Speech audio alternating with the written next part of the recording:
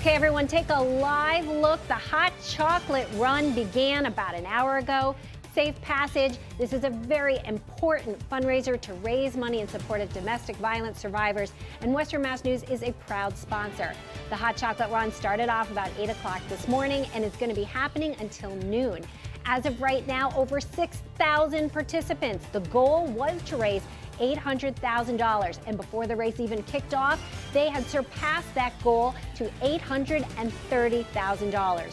If you want to donate, there's still time. You can visit hotchocolaterun.com.